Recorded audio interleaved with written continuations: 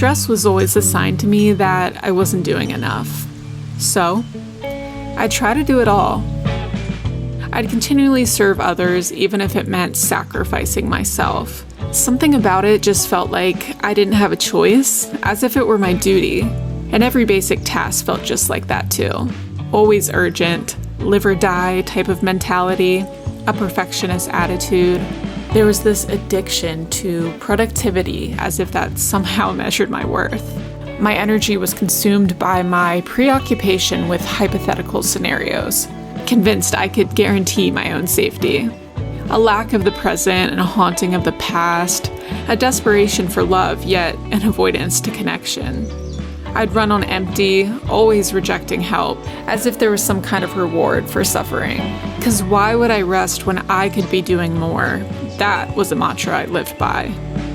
Constantly finding space within myself to store stress and doing it all while remaining high functioning felt like the definition of success to me. So, there was no reason to change. I was prepared to continue the rest of my life this way. Well, until the accident.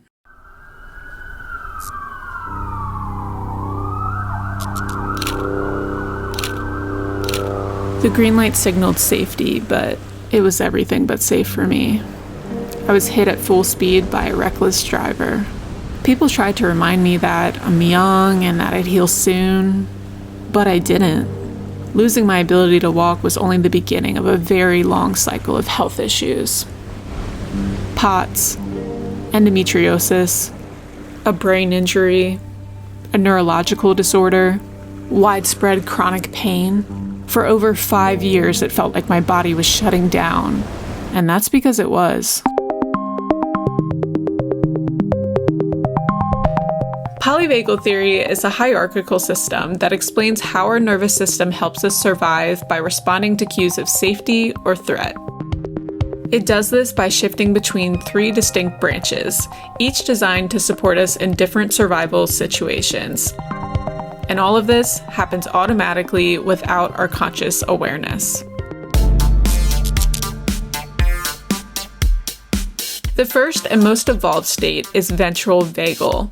The vagus nerve sends signals of safety throughout our body, helping us to relate, connect, and fully be present with other people. Our facial muscles relax, we can interpret social cues accurately and respond appropriately. In this state, we feel regulated and overall at ease. Social engagement is the state where we thrive. But when our body senses danger, our sympathetic nervous system takes over. Fight or flight mode gets activated, sending a rush of adrenaline through our body. Our heart pounds, our breath quickens, and everything in our body is gearing up to take action. Ideally, once the threat passes, we then return to the stage of safety. But sometimes, we can't escape danger.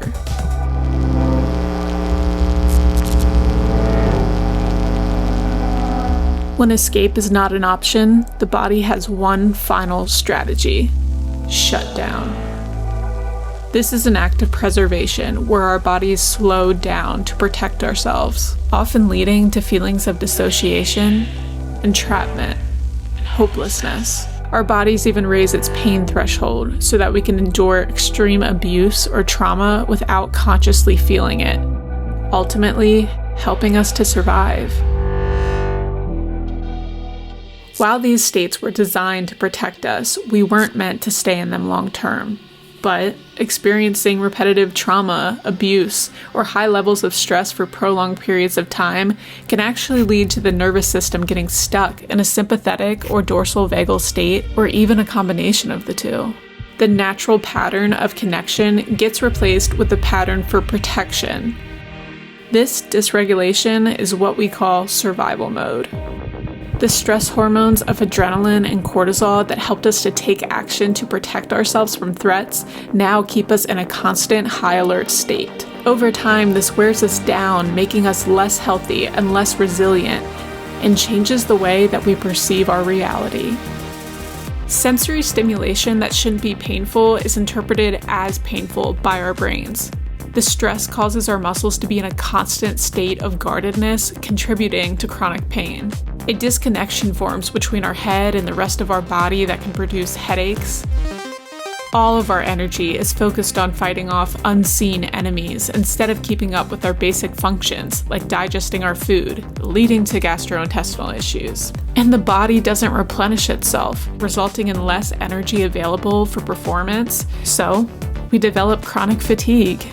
All of this prolonged trauma floods our system with stress hormones, decreasing immune function, fueling inflammation, and paving the way for chronic illness. And high levels of these chemicals can also drown out our healthier chemicals, the ones that encourage trust, intimacy, motivation, and meaning, leaving no room for nurture, care, or love.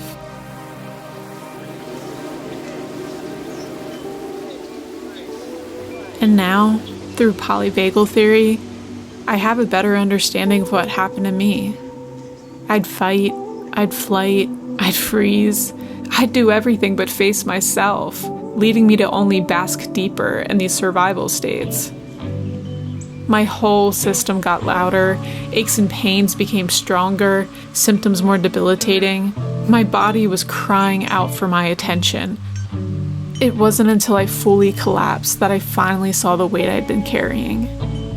My eyes have been opened, and I no longer feel stuck. I now see that treating the mind and the body as separate entities could only get me so far, because their relationship is everything. And thankfully, there are so many different ways to reestablish this connection. Transformation is a gradual process, but it's possible for all. And the best part is, the answers are already inside of us. Our bodies tell us everything we need to know. And the first step to healing is listening to what they have to say.